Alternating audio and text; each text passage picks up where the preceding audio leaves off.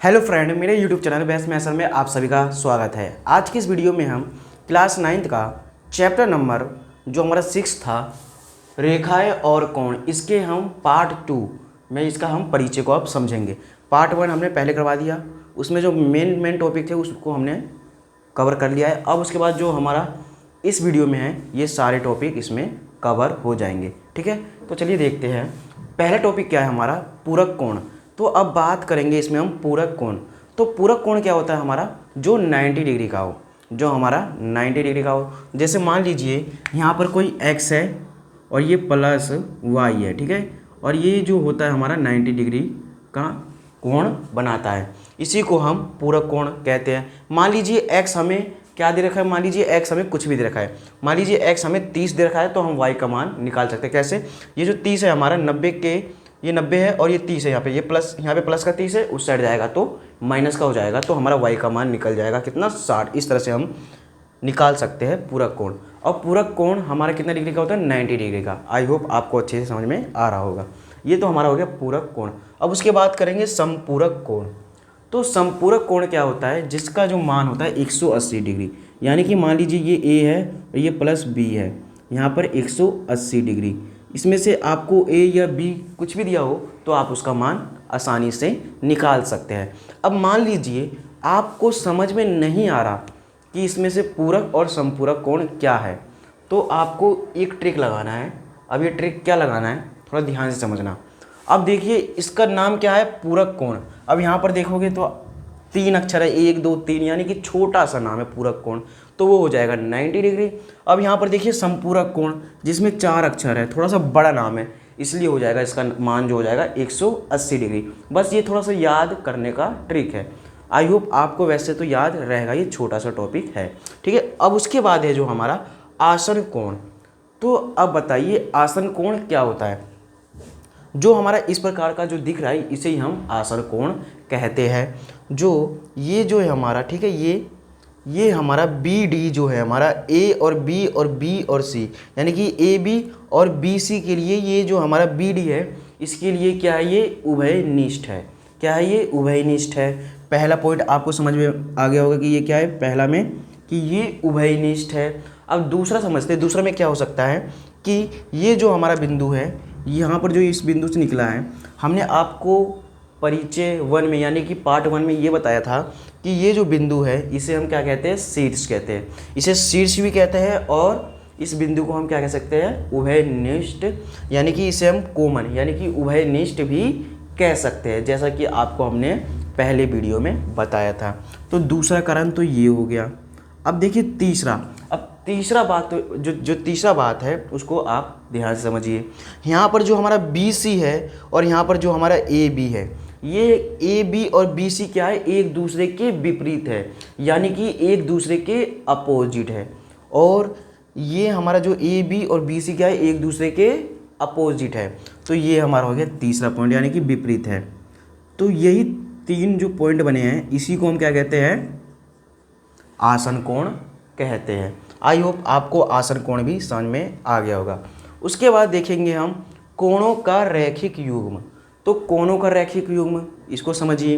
ये जो हमें एक रेखा दिखाई दे रही है, ठीक है, इसके जो यहाँ पर जो हमें दिख रहा है, ये जो हमें दिख रहा है इस तरह से, आपको इस तरह से ये भी दिख रहा होगा, है ना, इस तरह से ये और इस तरह से ये, यानी कि ये जो है हमारा क्या है, आसन कोण है। इसके ऊपर जो हमें दिखाई दे रहा है वो क्या है, एक रेखा के ऊपर जो दिखाई दे रहा है वो आसन कोण है। अब ये और ये जो दोनों होता है 180 डिग्री होता है, जैसा कि आपको पता होना चाहिए। ये भी यहाँ पर जो एंगल दिख रहा है और यहाँ पर भी जो एंगल दिख रहा है ये भी 180 डिग्री का होता है। तो इसी प्रकार से यहाँ पर बस इस तरह से दर्शाया है। ठीक है, अब देखना ये और ये जो है हमारा मिलकर क्या बनता है, 180 डिग्री का कोण बनता है। क्यों, क्योंकि आपको हमने पहला जो पार्ट था उसमें बताया था कि ये जो है हमारा ये हमारा कितने का होता है, 180 डिग्री का होता है। इसे हम क्या कहते हैं, इसे हम क्या कहते हैं, इसे हम कहते हैं ऋजु कोण। ठीक है, इसे हम क्या कहते हैं, ऋजु कोण। आई होप आपको समझ में आ रहा होगा। इसीलिए इसका जो ये वाला है, इसके ऊपर जो हमारा ये जो आसन कोण है ये हमारा कितना हो जाएगा, 180 डिग्री का। तो हम इसमें ये लिख सकते हैं आसन कोणों का योग, ये जो हमारा रेखा है, ये इस रेखा पर जो आसन कोणों का योग होता है 180 डिग्री का होता है। ठीक है, इस तरह से हम इसे लिख सकते हैं, इसीलिए इसको कोणों का रैखिक युग्म कहते हैं। ठीक है, आई होप आपको कोणों का रैखिक युग्म में जो हमारा कोणों का रैखिक युग्म है वो भी अच्छे से समझ में आ गया होगा। अब उसके बाद क्या है, शीर्षाभि, जो हमारा ये क्या है, शीर्षाभिमुख कोण। क्या है, शीर्षाभिमुख कोण। तो इसमें क्या है, ये जो हमारा दिख रहा है, ठीक है, ये जो है हमारा कुछ प्रतिच्छेदी रेखा है। ठीक है, अभी हम प्रतिच्छेदी और अप्रतिच्छेदी के बारे में भी समझेंगे। ठीक है, तो यहाँ पर देखिए ये जो है हमारा, ये ए बी और ये जो सी डी है, ठीक है, इस प्रकार का है। यहाँ पर जो एक ये जो हमें दिख रहा है एंगल, ये एंगल जो है एक दूसरे के क्या होता है, बराबर होता है। यानी कि ये जो है हमारा इसके बराबर होगा और ये जो है हमारा इसके बराबर होगा। इसलिए हमने यहाँ पर इस तरह से दिखाया एक बार और इसमें एक बार, और जो इस साइड का है और इस साइड का है इसको हमने 2 बार करके दिखाया, छोटा छोटा करके। ठीक है, तो आपको इससे पता चल रहा होगा कि ये और ये क्या है, आपस में बराबर है, ये और ये क्या है, आपस में बराबर है।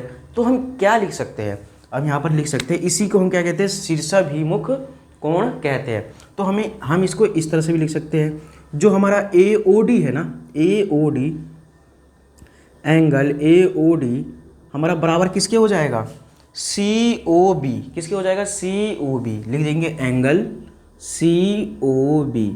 और ये भी लिख सकते हैं तथा, और हम क्या लिख सकते हैं, अब यहाँ पर देखिए AOC जो है हमारा किसके बराबर हो जाएगा, DOB के।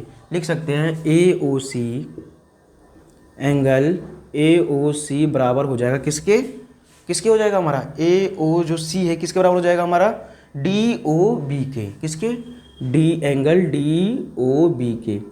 इस तरह से जो है आपका ये बराबर होता है, इसी को हम शीर्षाभिमुख कोण कहते हैं। इसके ऊपर कुछ एक परिमेय है जिसके लिए हम नेक्स्ट वीडियो में आपको बताएंगे।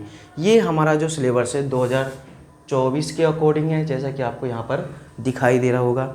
और इसमें सिर्फ जो हमारा प्रमेय है वो सिर्फ एक ही प्रमेय है, प्रमेय 6.1, जिसमें इस प्रकार के क्वेश्चन आपको देखने को मिलेंगे। इसके लिए हम एक वीडियो और बना देंगे, प्रमेय 6.1। ठीक है, आई होप आपको इतना समझ में जो है आ गया होगा। आपको पूरक कोण, समपूरक कोण और आसन कोण, और ये जो हमारा कोणों का रैखिक युग्म और शीर्षा जो ये है शीर्षाभिमुख कोण, ये जो हमारा 3 और 2 5 जो टॉपिक है आपको अच्छे से समझ में आ गया होगा। अब देखिए जो हमारा यहाँ पर एक प्रतिच्छेदी रेखा है वह अप्रतिच्छेदी रेखा है। हमारा जो यहाँ पर 2 है इसको अब समझिए, ये जो हमारा प्रतिच्छेदी रेखा है, यानी कि जो प्रतिच्छेदी रेखा है जो एक दूसरे को काटती हो, कुछ इस प्रकार की जो रेखा होती है जो एक दूसरे को काटती है, उसे ही हम, इसके नाम से ही पता चल रहा है, प्रतिच्छेदी यानी कि एक दूसरी रेखा को काटे, और अप्रतिच्छेदी यानी कि एक दूसरी रेखा को ना काटे। अब यहाँ पर देखिए क्या है हमारा, ये देखिए PQ और ये जो हमारा RS, ठीक है, इस प्रकार का जो रेखा है, ये हमारा जो PQ और ये RS है, ये जो रेखा है एक दूसरे को काट रही है, इसीलिए इसे हम क्या कहते हैं, प्रतिच्छेदी रेखाएं कहते हैं। और बाकी जो इसके बारे में अभी आपने समझा कुछ इस प्रकार से। ठीक है, अब हमारा क्या है, अप्रतिच्छेदी रेखाएं। आई होप आपको प्रतिच्छेदी रेखाएं समझ में आ गई होगी। ठीक है, अब यहाँ पर देखिए अप्रतिच्छेदी रेखाएं, यानी कि अप्रतिच्छेदी रेखाएं, जैसे कि ये 2 रेखाएं जो आपको दिखाई दे रही है, ठीक है, एक रेखा और ये दूसरी रेखा। ठीक है, तो ये क्या होते हैं कि जैसे कि मान लो इसे हम समांतर रेखाएं भी कह सकते हैं। समांतर मतलब कि समान अंतर वाली रेखाएं, यानी कि समान अंतर हो। आप इसे चाहे जितना भी बढ़ाइए, ये एक दूसरे को कभी भी प्रतिच्छेद नहीं करेगी, चाहे आप यहाँ से भी बढ़ाइए तो भी नहीं करेगी। अब मान लीजिए आप इन दोनों के बीच में एक लंब डालेंगे, ठीक है, एक लंब डालेंगे कहीं पर भी, तो यहाँ पर आपको 90 डिग्री का जो कोण है वो प्राप्त होगा। आप चाहे यहाँ पर डालें, आप कहीं पर भी डालें, तो आपको जो है 90 डिग्री का कोण इसमें मिलेगा। ठीक है, आई होप आपको इतना समझ में आ गया होगा। इसमें ज़्यादा कुछ नहीं था, इसमें बस आपको समझने की ज़रूरत थी। ठीक है, इस तरह से जो है हमारा इसका जो इंट्रोडक्शन था वो इंट्रोडक्शन इस वीडियो में क्या हो गया, हमारा कंप्लीट हुआ। ठीक है, इस वीडियो में हमारा जो है इसका जो इंट्रोडक्शन था अच्छे से कंप्लीट हुआ। इसमें जो हमारा था इसमें ये हमारा पार्ट 2 है, ठीक है। ये हमारा जो पार्ट है ये 2 है, और इससे जो पहले था पार्ट 1 था, ठीक है। इससे जो पहले था हमारा पार्ट 1 था।